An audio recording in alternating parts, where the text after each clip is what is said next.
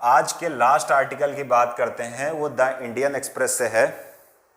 अब ये आर्टिकल क्या कह रहा है, पहले इसको समझो। देखो हुआ क्या है कि हाल ही में निर्मला सीतारमण जी ने क्या किया है, जो बैंक्स की यानी पब्लिक सेक्टर बैंक्स यानी जो सरकारी बैंक जिनको हम सामान्य भाषा में बोलते हैं, एसबीआई हो गया, पंजाब नेशनल बैंक हो गया, इनकी रिव्यू परफॉर्मेंस दी है कि इन बैंक्स का परफॉर्मेंस कैसा रहा। साथ ही साथ निर्मला सीतारमण जी ने ईज 4.0 लॉन्च किया है या ईज एजेंडा 4.0 लॉन्च किया है।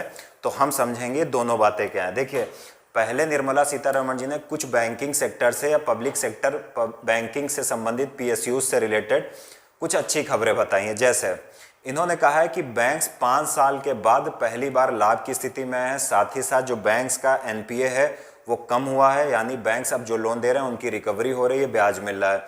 दूसरी चीज इन्होंने क्या कही है, दूसरी चीज इन्होंने ये भी बताई कि बैंक्स 5 साल के बाद लाभ में आए हैं। बहुत बड़ी खबर है बैंकिंग सेक्टर के लिए, पब्लिक सेक्टर बैंकिंग जो भी है। तीसरी इन्होंने बताई कि बैंक लगातार डिजिटल माध्यम अपना रहे हैं, अपनी प्रोसेस को डिजिटल माध्यम से संचालित करने का प्रयास कर रहे हैं। तो ये खबर हो गई।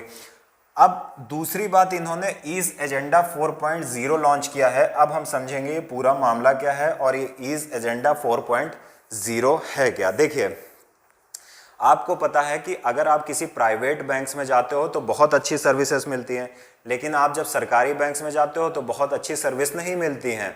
इसलिए भारत सरकार के द्वारा 2017-18 में ईज एजेंडा लॉन्च किया गया था। और ईज एजेंडा का उद्देश्य क्या था कि भारत में जो भी सर्विसेज हैं, यानी सर्विसेज किससे रिलेटेड, जो भी भारत में सर्विसेज हैं बैंकिंग से रिलेटेड, उनमें सुधार किया जाए। अगर आप ईज का फुल फॉर्म देखो तो enhanced access and service excellence, यानी एक्सेस को बैंक की बढ़ाया जाए पब्लिक सेक्टर की, साथ ही साथ उसका जो सर्विस की आप कह लो कि एफिशिएंसी है, उपलब्धता है, उसको भी बढ़ाया जाए।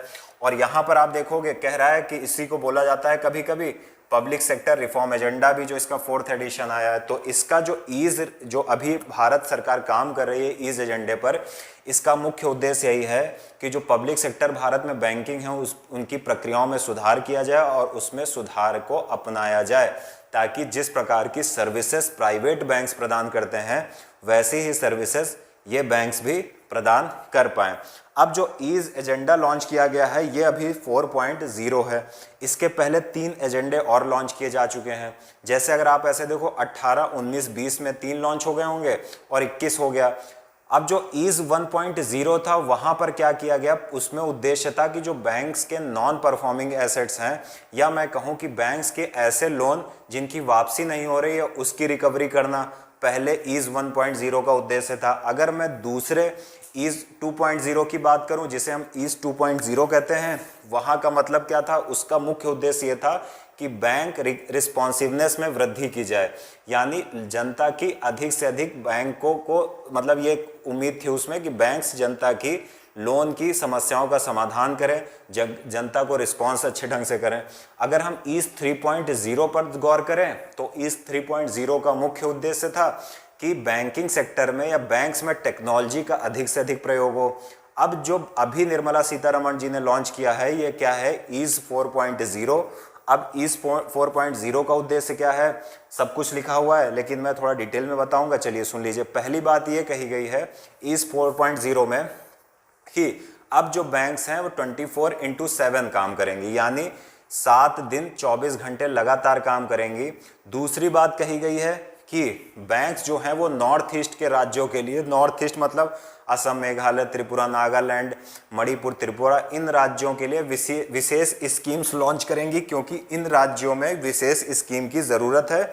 और बैंक्स इस क्षेत्र में काम करेंगी कि जो भारत के उत्तर पूर्वी राज्य, अरुणाचल, असम, ये वाले, इनके लिए कुछ अलग प्रकार की व्यवस्था की जाए। साथ ही साथ यहाँ पर क्या किया गया है, साथ ही साथ यहाँ पर यह कहा गया है कि जो बैड बैंक का कॉन्सेप्ट आया था भारत में, वो लाइसेंस प्राप्त करने की एकदम दहलीज पर खड़ा है और बैड बैंक बहुत जल्दी भारत में लाइसेंस प्राप्त कर लेगा।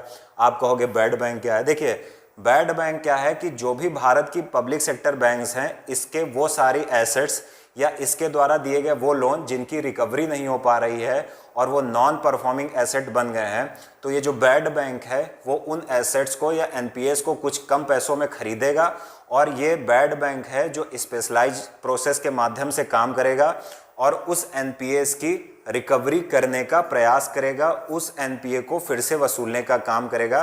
तो ये कहा जा रहा है कि पब्लिक सेक्टर जो बैंक्स हैं भारत की, वो एनपीए की वसूली बहुत अच्छी नहीं कर पा रही हैं, तो इसके लिए एक स्पेशलाइज संस्था बनाई जाए जिसका नाम होगा बैड बैंक। तो कहा गया है निर्मला सीतारमण जी के द्वारा इस एजेंडा 4.0 में कि भारत सरकार जो है बहुत जल्दी लाइसेंस देने वाली है, लगभग वो सारी प्रक्रियाएं बैड बैंक की पूरी हो चुकी हैं। चौथी बात ये प्रमुख कही गई है कि भारत में जो इंडस्ट्रीज हैं, जो औद्योगिक क्षेत्र हैं, वो अन्य कहीं से भी फंड रेज कर सकते हैं। यानी अभी तक ये था कि जो भारत में जितनी भी, आप कह लो कि भारत में जितनी भी इंडस्ट्री थी वो फंड कैसे लेते थे, वो बैंक से लेते थे। अभी सरकार ने अनुमति दे दी है कि आप बाहर से भी फंड रेज करो, यानी अब सरकार की तरफ से बैंक्स को एक अनुमति दी गई है कि बैंक्स बाहर से भी फंड रेज कर सकते हैं या फंड उठा सकते हैं। उसके बाद क्या कहा गया है, उसके बाद कहा गया है कि बैंक अब क्या करेंगे, फिनटेक कंपनी यानी फाइनेंशियल टेक्नोलॉजी का प्रयोग बैंकिंग सेक्टर में करेंगे, या बैंक सेक्टर जो फिनटेक कंपनीज होती हैं जो फाइनेंशियल टेक्नोलॉजीज प्रदान करती हैं, उनके साथ बैंकिंग सर्विसेज को प्रोवाइड करने के लिए कोलैबोरेशन करेंगे।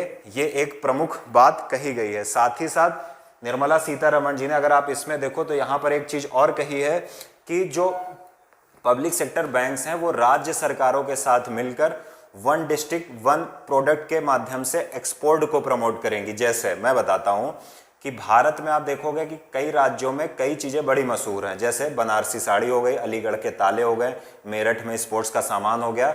तो यहाँ पर निर्मला सीतारमण जी ने कहा है कि जो बैंक्स हैं, पब्लिक सेक्टर बैंक्स हैं, वो संबंधित राज्य सरकार के साथ मिलकर वन डिस्ट्रिक्ट वन प्रोडक्ट्स के माध्यम से एक्सपोर्ट भारत का बढ़ाने का प्रयास करेंगी। कैसे, जैसे मान लिया है स्टेट बैंक ऑफ इंडिया है, तो वो उत्तर प्रदेश की सरकार के साथ कोलैबोरेशन करके बनारसी साड़ी को वैश्विक स्तर पर निर्यात करने में महत्वपूर्ण भूमिका निभाएगा। तो ये कुछ प्रमुख चीज़ें थी, वो सब लिखा है जो मैंने बताया है कि स्मार्ट लैंडिंग यानी डायल अ लोन, आराम से डायल करो, लोन ले लो। किसानों के संदर्भ में भी यही कहा गया है, dial a loan for agri loans. ये भी कुछ छोटी छोटी चीज़ें हैं, वो सब मैं बता चुका हूँ।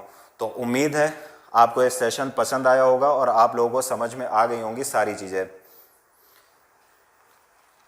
तो चलते हैं, अब इस क्लास को यहीं रोकते हैं क्योंकि 5 जो खबरें कंप्लीट करनी थी वो हो चुकी हैं। सर ओबीसी को आरक्षण मिलना चाहिए, जी बिल्कुल मिलना चाहिए, लेकिन जो अभी रोहिणी कमीशन बनाया गया आपको 2017 में, जो एक जस्टिस हैं भारत की, एक आप न्यायाधीश समझ लो कि रोहिणी जी हैं, उनकी अध्यक्षता में एक कमीशन बनाया गया है।